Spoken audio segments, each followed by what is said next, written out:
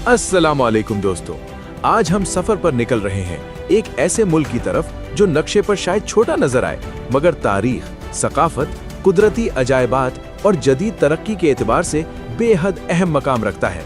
ये है अज़रबैजान। दोस्तों, अज़रबैजान एक मुसलमान मुल्क है, मगर फहाशी के मामले में दुबई और कतर से भी आगे समझा जाता है।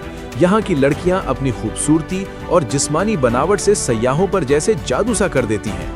एक ऐसी सरजमीन जो यूरोप और एशिया के संगम पर वाक़ है और सदियों से तहजीबों के गुजरने का रास्ता रही है। जैसे ही आप इस मुल्क के दारुल हुकूमत बाकू में कदम रखते हैं तो सबसे पहले जो चीज़ महसूस होती है वो है जदीद और कदीम दुनिया का हैरत अंगीज इम्तिजाज।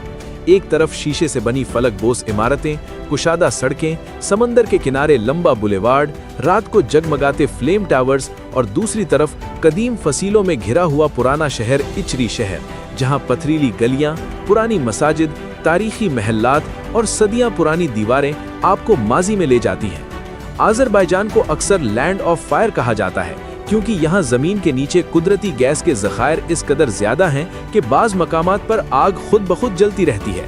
बाकू के करीब यानार दाग नामी पहाड़ी इसकी जिंदा मिसाल है, जहाँ दहाइयों से आग शोलाजन है। ये मंजर देखकर इंसान को एहसास होता है कि कुदरत के राज किस कदर हैरान कुन है। तारीख पर नजर डालें तो ये इलाका कदीम शाहराह रेशम का हिस्सा रहा। मुख्तलिफ सल्तनतों, फारसी, अरब, तुर्क और रूसी असरात यहाँ की तहजीब में शामिल हुए।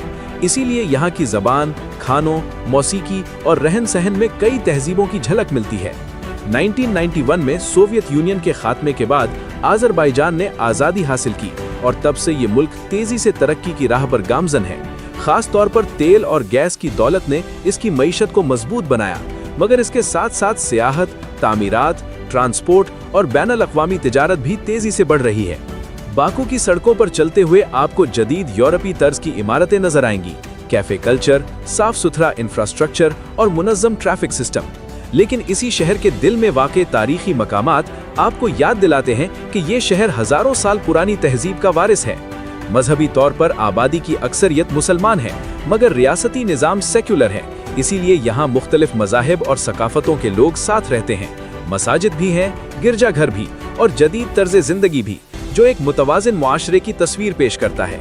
कुदरती मनाज़र की बात करें तो अज़रबैजान सिर्फ शहर तक महदूद नहीं।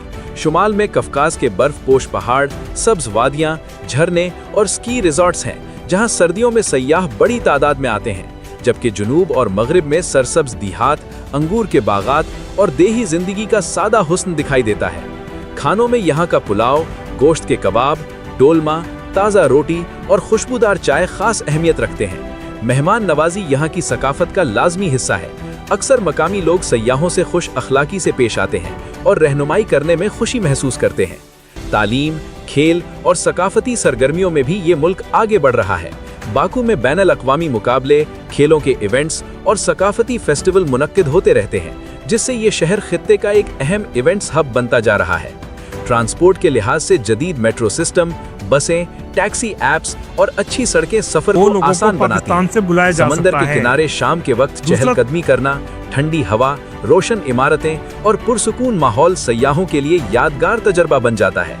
अज़रबैजान की शनाख्त में मौसीकी और लोक रक्स भी शामिल हैं। रवायती साज और धुनें सदियों पुरानी सकाफती जड़ों की नुमाइंदगी करती हैं, जबकि नौजवान नस्ल जदीद मौसीकी और फैशन को भी अपनाए हुए हैं। यही रिवायत और जिद्दत का मिलाप इस मुल्क को मुनफरिद बनाता है।